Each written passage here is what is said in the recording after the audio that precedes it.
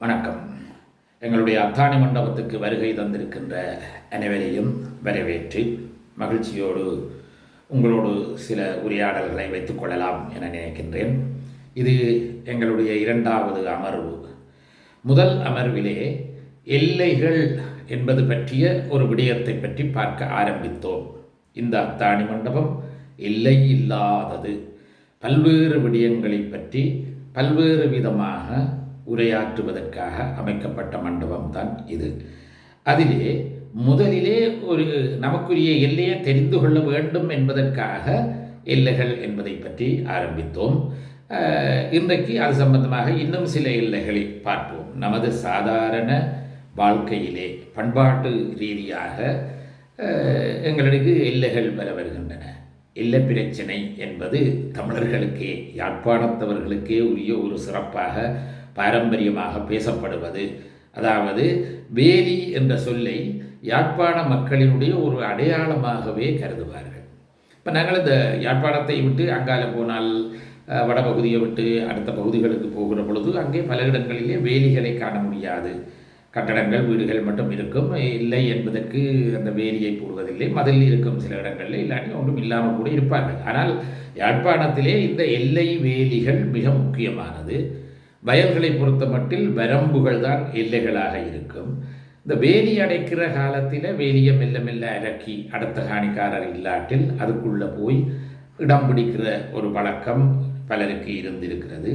வரம்பும் அதே மாதிரி வயல் வேலை செய்கிற பொழுது இறக்கிற பொழுது வரம்பை கொஞ்சம் கொஞ்சம் அகட்டி தள்ளி அந்த காணியை ஒரு அரை அங்குலம் ஒரு அங்குலம் 1.5 அங்குலம் வந்து அந்த காணியை பிடிக்கிறதுலேயே எங்களுடைய முன்னோர்கள் பலருக்கு ஒரு ஆசை இருந்திருக்கிறது. இந்த ஆசை ஒரு பயங்கரமான ஆசை, மண் ஆசை என்று சொல்லுவார்கள். அதனாலே சில பேர் கடைசியாக சாகிற காலத்தில் உயிர் போகாமல் ஊசல் ஆடிக்கொண்டிருக்கோ இந்த ஆளுக்கு மண் ஆசை விடுவதில்லை, அதனால போராடில்லை. இவரை பூவை பண்ணுறதுக்கு ஒரு வழி பண்ண வேணும், அந்த ஆசையை தீர்க்க வேணும் என்றுட்டு அவற்றை மண்ணிலே ஒரு சொட்டு எடுத்து தண்ணியை போட்டு உரைச்சி கரைச்சி அதை வாயில் பருக்குவார்கள். அதை கிடந்து உத்தரித்து கொண்டிருக்கிற அந்த உயிர் இந்த மண்ணாசை இல்லாமல் போகட்டும் என்று. அது இந்த மாதிரி ஒரு சம்பிரதாயம். இதெல்லாம் இந்த எல்லைகளை நீட்டிக்கொள்ள வேணும், விரிவடைய செய்ய வேணும் என்று அவர்கள் ஆசைப்படுகிற அந்த காரணத்துக்காக அமைந்தது. இதை விட சாதாரணமாக இன்னும் சில பிரச்சனைகள் எங்களுக்கு வாரது உண்டு. அதாவது அடுத்த வீட்டு கோழிகள், அடுத்த வீட்டு நாய்கள், இது இந்த வீட்டுக்காரருக்கு இடைஞ்சலாக இருக்கும். இந்த வீட்டு கோழிகள் அடுத்த வீட்டுக்காரருக்கு இடைஞ்சலாக இருக்கும். 2 பக்கமும் கோழிகள் வளர்க்குறதா இருந்தால் அவை பெரும்பாலும் அவட்டே விட மாட்டினோம். ஆனால் கோழிகளை வெளியாக விடுற பொழுது கோழி வளர்க்காத வீட்டுக்காரருக்கு அதுக்குள்ளே இந்த கோழிகள் இல்லாமல் இருக்கிற பொழுது பெரிய அசிங்கமாக இடைஞ்சலாக எல்லாம் இருக்கும். அதே மாதிரி நாய்கள் வருகிற பொழுது இந்த நாய்களுடைய சண்டை பிடிக்கும். அப்போ 2 வீட்டு நாய்களும் சண்டை பிடிக்க அதெல்லாம் கஷ்டமாக இருக்கும். அப்போ தங்கடே எல்லையே தெரிஞ்சு எல்லைக்குள்ளேயே நாய்களை வச்சுருக்கிற பொழுது பிரச்சனை இல்லை. ஆனால் எல்லைக்குள்ளே வச்சு நாய் வளர்க்குறாக்கள் கூட விடிய காலமே ஒரு கால் நாய்களை வெளியில் விடுற ஒரு விளையாட்டு இருக்குது. ஏனென்னா அந்த நாய்கள கக்கா அள்ளுறதுக்கு அவைக்கு அறிவறுப்பு. நாய் மட்டும் வேணும், அதனால் இதை மாத்திரம் அள்ளுறதுக்கு அவைக்கு பஞ்சு. அதனாலே அவை என்ன செய்கிறேன்னா அப்படியே காலமே அங்கே இங்கே பார்த்துட்டு இருட்டோட நாயை வெளியால விடுறது. அது போய் அங்கே எங்கேயும் காலமே அளவில் பார்த்துட்டு வரும், பேருந்து வந்து விழுகும். ஆனால் அந்த நேரத்தில் வெளியில் போகிற வாராக்களுக்கு அந்த நாய் தொந்தரவுகளை கொடுக்கும், அங்கே நிற்கிற நாய்களோட சண்டை பிடிக்கும். இதெல்லாம் அந்த எல்லை மீறின செயலாக அமைந்து விடுவது உண்டு. இது சாதாரணமான வாழ்க்கையில் எப்பவும் எல்லாருக்கும் உள்ளது தான்.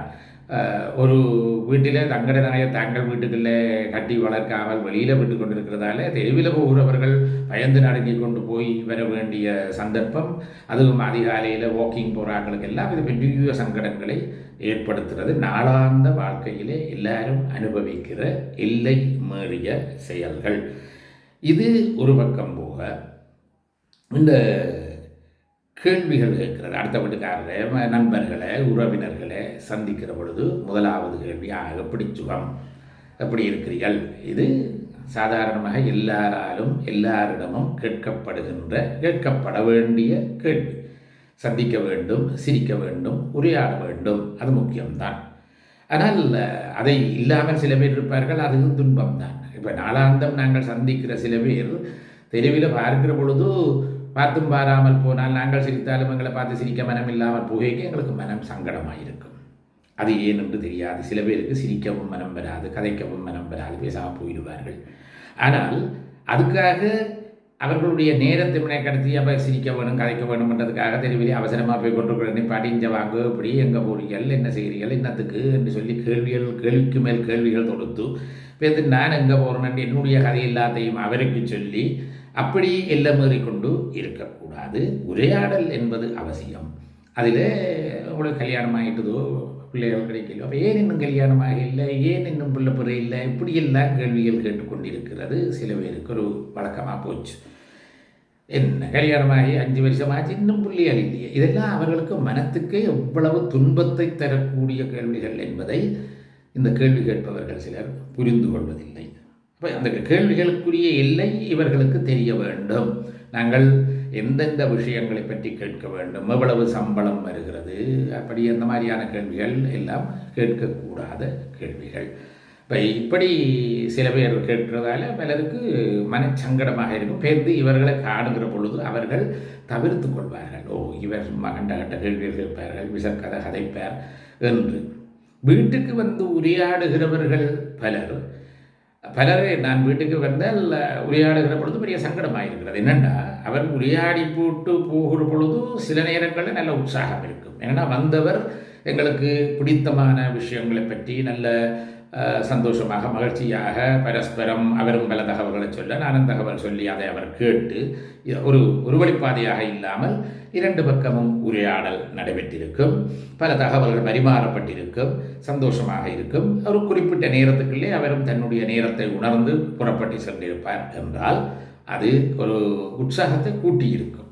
வேலை என்று இருப்பவர்களுக்கு ஒரு மகிழ்ச்சியை தரும். அதை விட்டு ஒருவர் சொல்லுங்க என்பது மட்டும் என்னுடைய வாயில இருந்து வர அவரே நிறைய உரையாற்றி கொண்டு ஒரு அரவணத்தியாலம் இருந்து பேசிவிட்டு போவாராய் இருந்தால் அது எவ்வளவு சலிப்பை தரும் என்று நாங்கள் உணர்ந்து கொள்ளலாம். அது மிக கடினமான ஒரு விஷயம். அப்படியானவர்கள் வந்து உரையாற்றி இந்த 15 நிமிடமோ அரவணத்தியாலத்தையோ வீணாக்கி விட்டார்கள் என்று எண்ணுவதை விட அதற்கு பிறகு கூட நீண்ட நேரம் எங்களுக்கு ஒரு சலிப்பை ஏற்படுத்தி விடுவார்கள் அவர்களுடைய அந்த உரையும் அந்த செயல்பாடுகள். அது எங்களுக்கு சங்கடமாக இருக்கும். நான் முதலில் சொன்னவர் இந்த உற்சாகப்படுத்தி விட்டு போனவர் என்றால் அதுக்கு பிறகு நல்ல உற்சாகத்தோடு கொஞ்சம் செயல்படக்கூடியதாக இருக்கும். இப்படி பலவிதமானவர்கள் நம்மோடு உலாவிக் கொண்டிருக்கிறார்கள், நம்மோடு வாழ்ந்து கொண்டிருக்கிறார்கள். எல்லாரும் இருக்கிறார்கள் பலவிதமான என்று தெரிந்து கொண்டு நாங்கள் எல்லாரையும் அவர்களுடைய பலவீனங்களோடு சேர்த்து அவர்களை நேசிக்க தெரிந்து கொள்ள வேண்டும். இது ஜெயகாந்தன் அவர்கள் ஒரு சிறுகதையிலே சொன்ன வாக்கியம். அதாவது அவை வைத்த பலவீனம் இருக்கலாம், நாங்கள் அன்பு செய்கிற பொழுது அந்த பலவீனங்கள் எங்களுக்கு தெரியக்கூடாது என்பது உண்மைதான். ஆனால் அதே நேரம் அவர்கள் தங்களுடைய பலவீனத்தையும் உணர்ந்து மற்றவர்களுடைய நேர முக்கியத்துவம் என்பவற்றையும் உணர்ந்து தங்களுடைய எல்லைகளை அறிந்து கொள்வது நல்லது. அதே மாதிரி சில வேளைகளில் எங்களுக்கு என்ன எல்லை என்று நாங்கள் தெரிந்து கொள்வதற்கு முன்னால் எங்களுக்கு சில எல்லைகளை மற்றவர்கள் வகுத்து விரித்து வைத்து விடுப்பார்கள். அதுவும் சில நேரங்கள் எங்களுக்கு சங்கடமாக இருக்கும். அதாவது இப்போ எனக்கு ஏற்பட்ட அனுபவங்களை நான் இந்த இடத்துல பகிர்ந்து கொள்ளலாம். என்னென்னால் நான் ஒரு ஆன்மீகவாதியாக சிறப்பாக அறியப்பட்ட நான், அதனால் அதை விட நான் ஒரு இலக்கியவாதியாகவும் இருக்கிறேன். நல்ல இலக்கியங்களை ரசிக்கிறேன், ஆய்வு செய்கிறேன். அந்த ஆற்றல் எல்லாம் இருந்தும் கூட இப்பொழுது ஆன்மீகத்திலே கூட பயணிக்கிற காரணத்தினாலே சில வேளைகளில் வந்து நீங்கள் இந்த கூட்டத்துக்கு ஒரு ஆசி உரை சொன்னால் காணும், அல்லது சில ஒளிபரப்பு நிலையங்கள், டிவி நிலையங்கள் அதில் கூட நீங்கள் சோதரம் சொல்லுவீர்களா, பலன் சொல்லுவீர்களா, ஆசிவிரை சொல்லுங்கோ, நற்சிந்தனை சொல்லுங்கோ என்று அதற்கு மட்டும் கேட்பார்கள். நான் சொல்வேன் அது எனக்கு கொஞ்சம் அவ்வளவு இயலாத காரியம், செய்யலாம். ஆனால் நான் இலக்கியம் பற்றி ஏதாவது பேச விரும்புகிறேன், சில விமர்சனங்களை, ஆய்வுரையை, கலந்துரையாடல்களை செய்யலாம் என்பது எனக்கு விருப்பம் என்று சொன்னால் அதை அவர்கள் ஏற்றுக்கொள்கிறார்கள். இல்லை, இது உங்களுக்கு இவ்வளவு தான் இல்லை. இப்போ நான் ஒரு பெரிய இலக்கியவாதிக்கு அருகில் போயிருந்த பொழுது எனக்கு அவர் அங்கே பக்கத்தில் இருக்கிறார் எனக்கு தெரியாது. ஆனால் நான் அவருக்கு அருகில் இருந்தும் கூட அவர் என்னை இதுவரை எத்தனையோ வருடங்களாக கண்டுகொள்வதே இல்லை. அதற்கு காரணம் ஆரம்பத்திலே இளமையிலே நாங்கள் 2 பேரும் ஒரே களத்திலே வளர்ந்த இலக்கியவாதிகளாக இருந்தாலும் கூட அவர் ஏன் கண்டுகொள்வதில்லை என்றால் இவர் ஒரு ஐயர், இவர் ஒரு ஆன்மீகவாதி, இவர் ஒரு பிற்போக்குவாதி. ஏனென்றால் இலக்கியத்துக்குள்ள இடைக்காலத்திலே 2 விஷயம் புகுந்துட்டுது, திராவிட மாயையும் கம்யூனிச மாயையும். இந்த 2ம் வந்ததுக்கு பிறகு நற்போக்கு இலக்கியம், முற்போக்கு இலக்கியம், பிற்போக்கு இலக்கியம் என்றெல்லாம் இந்த இலக்கியங்களை பிரித்து எல்லைகள் படுத்தி வேலி போட்டு வச்சுட்டார்கள். அப்போ இந்த முற்போக்கு இலக்கியம் மட்டும்தான் இலக்கியம் என்பது போல ஒரு மாயையை எங்களுடைய சமூகத்திலே பல இலக்கியவாதிகள் ஏற்படுத்தி வச்சிருக்கிறார்கள். அதனால இந்த மற்றவர்களை இலக்கியவாதிகளாக ஏற்றுக்கொள்வதோ அல்லது இலக்கியங்களை முன்னணிக்கு கொண்டு வருவதோ அவர்களுக்கு விருப்பமில்லை. அதே மாதிரி இன்னொரு எழுத்தாளர் வெளிப்படையாயே சொன்னார், உங்களை என்னென்று இலக்கியவாதியாக இருக்கிறது, நீங்கள் உங்களோட பிராமணத்துவத்தை காட்டிக் கொண்டிருக்கிறீர்கள், ஆன்மீகத்தை என்னெடுக்க பேசிக் கொண்டிருக்கிறீர்கள், அதனால் நீங்கள் இலக்கியவாதியாக இருக்கிறார்கள். ஆன்மீகவாதி இலக்கியவாதியாக இருக்கிறாது என்ற கொள்கை ஒரு சிரிப்புக்கிடமானது. ஏனென்றால் இலக்கியம் என்று வருகிற பொழுது நாங்கள் எங்களுடைய சங்க இலக்கியங்களுக்கு அடுத்த கட்டத்துக்கு வந்துவிட்டால், சங்க இலக்கியம் மட்டும்தான் சமயம் சாராத இலக்கியமாக இருக்குது. அதுக்கு பிறகு சங்கமருவிய கால இலக்கியங்களுக்கு வந்தால் என்ன, அல்லது அதுக்கு பிறகு சோழர் காலத்திலே வந்த பெண்ணாம்பரிய காவியங்கள் எல்லா இலக்கியங்களும் சமயம் சார்ந்துதான், ஆன்மீகம் சார்ந்துதான் வந்திருக்கின்றன. நவீன இலக்கியவாதிகளில் கூட பலர் நல்ல ஆன்மீகவாதிகளாக சமயவாதிகளாக இருந்திருக்கிறார்கள். அதனாலே இலக்கியத்துக்கு எல்லை போடுவது என்பது பொருத்தமற்ற ஒரு விஷயம். ஆன்மீக இலக்கியங்கள் கூட உண்மையில் நல்ல இலக்கியங்களாக ரசனைக்குரியதாக, அந்த ஆன்மீகம் கடந்து இலக்கிய ரசனைக்குரியதாக எல்லாரும் படிக்கக்கூடியதாகவும் இருக்குது. அதை பலர் புரிந்து கொள்வதில்லை. இப்போ கம்பராமாயணத்தை எடுத்தால் அது ஒரு ஆன்மீக இலக்கியம் என்று சொல்லி கொஞ்சம் பேர் புறக்கணிக்கிறார்கள், இன்னும் கொஞ்சம் பேர் அது வைஷ்ணவ இலக்கியம் என்று சைவர்கள் கொஞ்சம் பேர் அதை புறக்கணிக்கிறார்கள். இப்படி எல்லாம் போட்டு அதை புறக்கணிக்கிறதால அந்த ராமாயணத்துக்குள்ளே இருக்கிற அருமையான இலக்கிய நயங்களை பலர் தெரிந்து கொள்ளாமல் இருக்கிறார்கள். இதே போல தேவார திருவாசகங்கள் போன்ற திருமுறை இலக்கியங்களிலே கூட இவ்வளவு இலக்கிய நயங்கள் பொதிந்து கிடக்கின்றன. ஆனால் அதை ஆன்மீகம் வந்து இல்லப்படுத்தி கழித்து விடுவதால பலர் புரிந்து கொள்வதில்லை. சமய எல்லைகள் கடந்து அதனை இலக்கியமாக ரசிப்பதற்கு எத்தனையோ விஷயங்கள் அதிலே இருக்கின்றன.